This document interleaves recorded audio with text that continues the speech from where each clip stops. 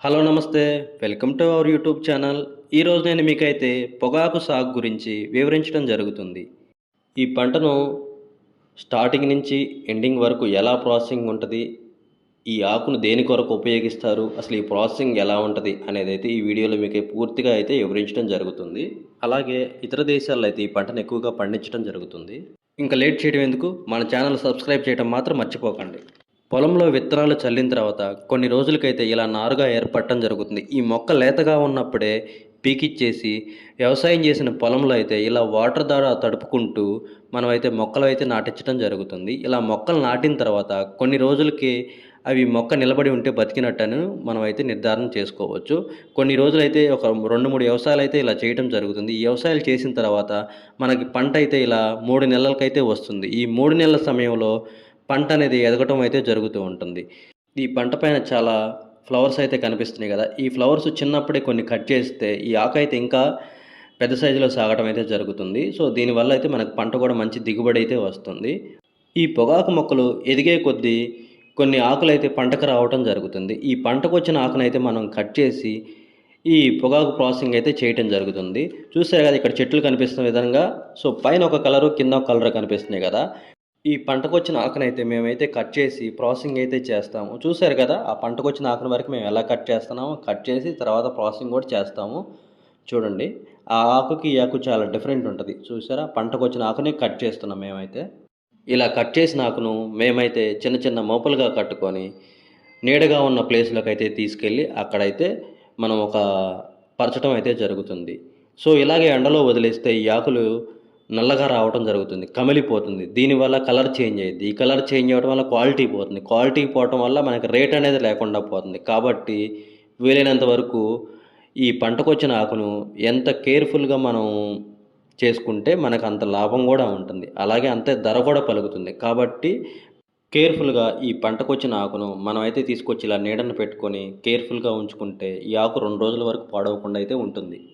ఈ పంటకొచ్చిన పొగాకును మనం దబ్బలం సహాయంతో అయితే గుచ్చి ఇలా కట్టుకోవటం జరుగుతుంది. ఈ కట్టుకున్న తర్వాత డే బై డే ప్రాసెసింగ్ అయితే ఇలా ఎండుతూ వస్తూ ఉంటుంది.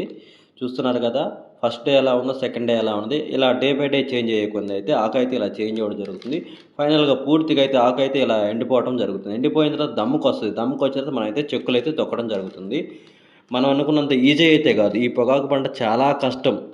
అసలు ఎనీ టైమ్ ఛానల్‌లో పనులు చేస్తా ఉండేది. పగలనుండదు, అలాగే నైట్ అయిన ఉండదు. అసలు మనకు ఫ్రీ టైమ్ అనేది ఉండదు. చాలా హార్డ్ వర్క్ అయితే ఉంటుంది. సో, ఈ హార్డ్ వర్క్ ఎంత కష్టపడితే అంత డబ్బులు కూడా అయితే వస్తాయి. ఇది ఒక చిన్న మొక్క.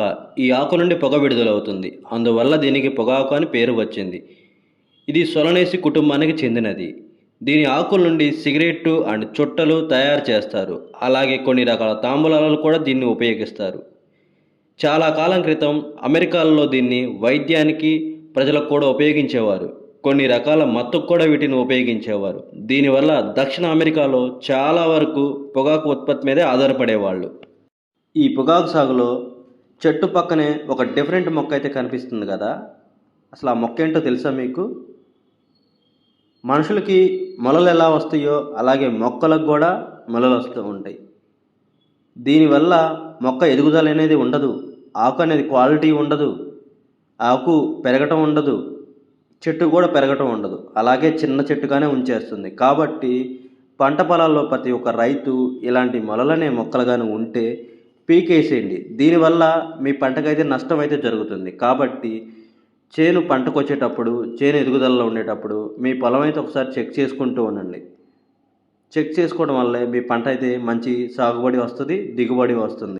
ఈ పొగాకు పంటలో ఎర్లీ మార్నింగే వచ్చి పంటకొచ్చిన ఆకులనైతే తుంచడం జరుగుతుంది. కాబట్టి మేమైతే ఎర్లీ మార్నింగ్ వచ్చి ఈ పంటకొచ్చిన ఆకులనైతే కట్ చేసి మోసుకొని ఒక దగ్గరకైతే చేర్చుకున్నాము.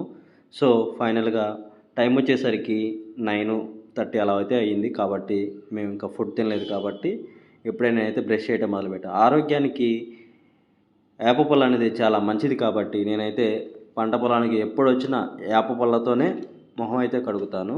సో, దానివల్ల మనకు కొన్ని చాలా బెనిఫిట్స్ కూడా అయితే ఉంటాయి. ఈ ఆకు ఎండిన తర్వాత ఇలా చెక్కల సహాయంతో మేమైతే చెక్కులు అలాగే బేళ్ళైతే తొక్కడం జరుగుతుంది. ఈ చెక్కననేది మనం స్క్వేర్‌లో సక్రంగా ఉందా లేదా అనేది మనం చూసుకోవాలి ఫస్టు. తర్వాత ఎండిన ఆకును తీసుకొచ్చేసి ఇలా ఏసేసి అలా వరుస క్రమంలో పెట్టేసేసి మనమైతే తొక్కాలి. తొక్కిన తర్వాత అవనేది అణుగుతూ వచ్చేసి మనకి కొంచెం ఒక చెక్క అనేది నీట్‌గా అయితే రావడం జరుగుతుంది. కాబట్టి మనం చెక్కుల విషయంలో చేసేటప్పుడు మాత్రం చాలా జాగ్రత్తలైతే వహించి చేసుకోవాలి. ఫైనల్‌గా మేమైతే చూసారా ఒక చెక్కు రెడీ చేయటం అయితే జరిగింది. ప్రభుత్వం తీసుకున్న నిర్ణయం వల్ల మేమైతే ఈ చెక్కులు తొక్కే సమయంలో అలాగే బేల్డ్‌గా రెడీ చేసేటప్పుడు గ్రేడింగ్ చేయటం అయితే జరిగింది. చూసారా కొన్ని రకాల ఆకులైతే డిఫరెంట్ కలర్స్ ఉంటాయి. ఆ డిఫరెంట్ కలర్స్ అనేవి తీసేసి మంచి క్వాలిటీ ఉన్న ఆకునే మేమైతే రెడీ చేసి బేల్డ్‌గా రెడీ చేసుకొని మేము గూడానికైతే తీసుకెళ్ళడం అయితే జరుగుతుంది. చూసారా మా అమ్మాయి అయితే ఎలా గ్రేడింగ్ చేస్తుందో. ఈ ఆకును మేము బేల్డ్‌గా రెడీ చేసిన తర్వాత మాకైతే ఒక టొబాకో బోర్డ్‌నైతే నిర్వహించడం జరిగింది. ఆ టొబాకో బోర్డ్‌కెళ్ళి మేమైతే అమ్మకాలైతే చేయాలి. సో, అక్కడ ప్రాసెసింగ్ అనేది ఎలా ఉంటదనేది కూడా మీకు పూర్తిగా ఈ వీడియోలో అయితే చూపిస్తాను. చూసారా ఇక్కడ ఎంట్రన్స్‌లో అయితే గేట్ పాస్ తీసుకొని ఎళ్ళాలి. సో, గేట్ పాస్ తీసుకున్న తర్వాత అలా లోపలికైతే ఎళ్ళాలి. ఇక్కడున్న టొబాకో బోర్డ్ కంపెనీ అయితే సో, మేము చూపిస్తున్న విధంగా అయితే ఉంటుంది. ఇది సుమారు 50 ఎకరాల్లో అయితే ఈ టొబాకో బోర్డ్‌నైతే ఏర్పాటు చేయడం జరిగింది. సో, ఇక్కడ చాలా రకాల వసతులు కూడా అయితే ఉంటాయి. ప్రతి రైతుకి మంచి అవకాశాన్ని కూడా కల్పించినట్టే. ఈ టొబాకో బోర్డ్‌లో స్పెషాలిటీస్ కూడా అయితే చాలా బాగున్నాయి. అలాగే ప్రతి ఒక్క రైతుకి ఫుడ్ గానీ, టిఫిన్ గానీ, అలాగే అక్కడ పడుకోవడానికి వసతులు గానీ చాలా బాగా అయితే రెడీ చేయడం జరిగింది. ఈ టొబాకో కంపెనీకి వచ్చిన రైతులు పొగాకు అమ్ముకునే సమయంలో కొంచెం టైం పడుతుంది కాబట్టి ప్రతి ఒక్క రైతు అనే పర్సను ఇబ్బంది పడకుండా ఉండాలని ఈ టొబాకో కంపెనీ వాళ్ళు కొన్ని వసతులైతే కల్పించడం జరిగింది. నైట్ టైం వచ్చిన వాళ్ళకైతే ఇక్కడ పడుకోవడానికి మడత మంచాలు అలాగే ఫ్యాన్లు రెడీ చేయడం కూడా జరిగింది. కొంతమంది ఎవరిష్టం వచ్చినట్టు వాళ్ళు కొంతమంది మంచాల మీద పడుకునే మంచం మీద పడుకున్నారు. కింద పడుకున్నారు. అది ఎవరిష్టం వాళ్ళది. గవర్నమెంట్ వాళ్ళైనా టొబాకో బోర్డ్ వాళ్ళైనా అయితే రైతులకు కావాల్సిన వసతులు అయితే కల్పించారు. సో, అది నెక్స్ట్ వాళ్ళ ఇష్టం వాళ్ళది. అది మనం ఏం చేసేది కాదు. ఇప్పుడు టైం వచ్చేసి ఎగ్జాక్ట్‌గా 2:30 అలా అయితే అవుతుంది. ఇంకా ఎర్లీ మార్నింగ్ అయితే అయింది ప్రెజెంట్. ఎర్లీ మార్నింగ్ అయిన తర్వాత వర్క్ అయితే స్టార్ట్ అవ్వడం జరిగింది. ఫైనల్‌గా టోకెన్ ఇచ్చేటప్పుడు మనకి ప్రతి ఒక్కరికి ఒక నంబరింగ్ అనేది ఇస్తారు. ఈ నంబరింగ్ తీసుకొని వరుసలో అయితే మనకు తీసుకొచ్చుకున్న వెహికల్స్‌ని అయితే పెట్టుకోవాలి. పెట్టుకున్న తర్వాత అక్కడ ఉన్న వర్కర్స్ అయితే మ్యాక్సిమం వాళ్ళే అక్కడ పొగాకు బెల్లని కింద పడేసుకొని వాళ్ళే మోసుకుంటూ ఆ బండిల సహాయంతో తీసుకెళ్ళి ఈ టొబాకో బోర్డ్‌లో చూశారు కదా గూడెలు ఎంత ఉన్నాయో ఈ బోర్డులోకి తీసుకెళ్ళి వాళ్ళే ఒక వరుస క్రమంలో అయితే నిర్వహిస్తూ జరుగుతూ ఉంటారు. ఈ వరుస క్రమంలో చేసుకునేటప్పుడు మనం దగ్గరుండి మన బేళ్ళు అనేది ఎక్కడ చేస్తున్నారు ఏంటి అనేది అయితే చూసుకుంటూ ఉండాలి. ఫైనల్‌గా మార్నింగ్ 7:30 టు 8 అయ్యేలోపే ఈ పొగాకు గూడెం నిండా పొగాకు బేళ్ళైతే ఇలా వరుస క్రమంలో పెట్టడం అయితే జరుగుతుంది.